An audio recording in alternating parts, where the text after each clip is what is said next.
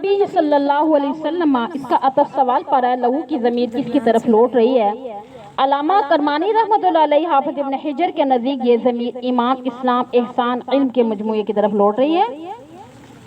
अल्लामा यानी के नज़दीक हज़रत जिब्राइल अलैहिस्सलाम की तरफ लौट रही है। इस सूरत में इसका मतलब वाज़ेह और साफ होगा कि ये बात हज़रत जिब्राइल अलैहिस्सलाम के हज़ूर अकरम सल्लल्लाहु अलैहि वसल्लम से ईमान, इस्लाम, एहसान, क़यामत के बारे में सवाल करने और आपका हज़रत जिब्राइल अलैहिस्सलाम के सामने बयान करने के बारे में है।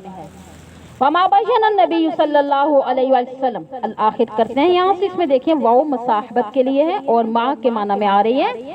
और मिनल ईमान का मतलब है मिन तफसील ईमान। हदसना मुसद्दद क़ाल हदसना इस्माइल अल-आहिद,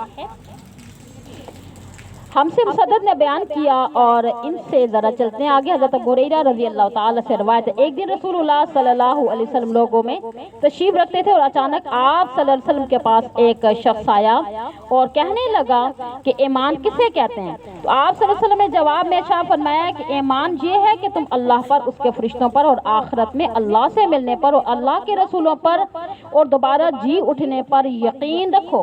इसके बाद उसने पूछा इस्लाम किसे कहते हैं? आप सल्लल्लाहु अलैहि वसल्लम ने फरमाया इस्लाम यह है कि तुम खालिस अल्लाह की इबादत करो और उसके साथ किसी को शरीक ना बनाओ और नमाज कायम करो और ज़कात को अदा करो जो फर्ज है और रमज़ान के रोजे रखो। फिर उसने पूछा कि एहसान किसे कहते हैं? तो आप सल्लल्लाहु अलैहि वसल्लम ने फरमाया एहसान ये है कि तुम अल्लाह की इस तरह इबादत करो कि जैसे कि उसे तुम देख रहे हो, और अगर ये तसव्वुर ना हो सके तो उसे देख रहे हो तो फिर ये समझो कि वो तुम्हें देख रहा है। और फिर उसने पूछा क़यामत कब आएगी? तो आप सल्लल्लाहु अलैहि वसल्लम ने फरमाया कि उसके बारे में जवाब देने वाला पूछने वाले से ज़्यादा कुछ नहीं जानता। तो अलबत्ता तुम्हें मैं क़यामत की अलामतें बता दूंगा, वो ये हैं कि जब लोंडी अपने आका को जनेगी और जब स्याह ऊँटों के चरवाहे मकानात की तामीर में बहम एक दूसरे से बाजी ले जाएंगे। यानी इन अलामतों के अलावा क़यामत का इल्म, यानी इन 5 चीज़ों में से जिनको इल्म अल्लाह के सिवा किसी को नहीं है। फिर रसूलुल्लाह सल्लल्लाहु अलैहि वसल्लम ने ये आयत तलावत फरमाई है यानी इन्नल्लाह इंदहु इल्मुस्साअ। उसके बाद वो शख्स लौटने लगा और आपने फरमाया कि उसे वापस लाओ। सहाबा कराम ने उसे लौटाना चाहा, वहाँ उन्होंने किसी को भी नहीं पाया। तब आपने फरमाया ये जिब्राइल अलैहिस्सलाम थे जो लोगों को उनका दीन सिखलाने आए थे। अबू अब्दुल्लाह बुखारी फरमाते हैं कि रसूलुल्लाह सल्लल्लाहु अलैहि वसल्लम ने उन तमाम बातों को ईमान ही का जुज़ करार दिया। जी, हदीस की तशरीह इस तरह है कि इसको कहते हैं ना हदीस जिब्राइल। यह हदीस बहुत ही अजीमुल शान है, इसमें असूल की बहुत से इनवा और बहुत से अहम फ़वाइद बयान हैं। लिहाजा अल्लामा क़र्तबी रहमतुल्लाह अलैह ने फरमाया यह हदीस इस काबिल है कि उसको उम्मुस सुन्नह का लक़्ब दिया जाए, क्योंकि पूरी सुन्नत का इजमाली इल्म इसमें समो दिया गया। और मुहय्यिदुस सना बग़वी रहमतुल्लाह अलैह फरमाते अपने दोनों कुतुब यानी शरह अस-सुन्नह और मसाबीह का आगाज़ इसी हदीस से किया गया। जिस तरह अल्लाह ताला ने कुरान मजीद का इफ्तिताह सूरतुल फातिहा से किया, फातिहा में पूरे कुरान मजीद का इजमाल मौजूद है। इसी तरह हदीस जिब्राइल अलैहिस्सलाम को जिक्र करने के बाद यानी किताबुल्लाह की इत्तिबा की गई है, क्योंकि इसमें पूरी सुन्नत का खुलासा और निचोड़ है। हदीस पाक में रजुल से मुराद हज़रत जिब्राइल अलैहिस्सलाम है जो इंसानी शक्ल में आए थे। और एक और रवायत में है, मालूम होता है कि हज़रत जिब्राइल अलैहिस्सलाम की ये आमद हज़ूर अकरम सल्लल्लाहु अलैहि वसल्लम की आखिरी उम्र में हुई थी। इब्ने हब्बान रहमतुल्लाह अलैह की राय है कि वाक़या हज्जतुल विदा से पहले पेश आया था।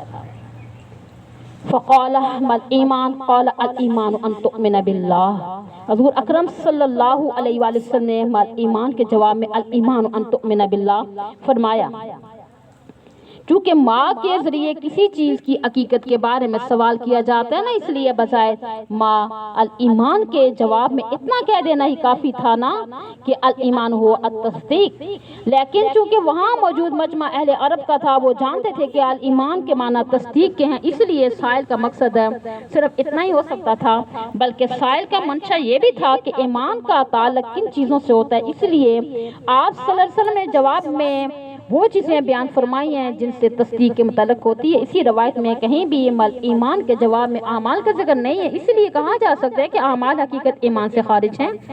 آپ صلی اللہ علیہ وسلم نے ایمان کے جواب میں جو ارشاد فرمایا اس میں ہے بلقائی کلمہ بھی ہے، اس کا مطلب یہ ہوا نا مومن آدمی رویت باری تعالیٰ کی تصدیق بھی کرے اور اس بات کا اعتقاد رکھے کہ آخرت میں اللہ تعالیٰ کے بہت بندوں کو دیدار الہی ہوگا۔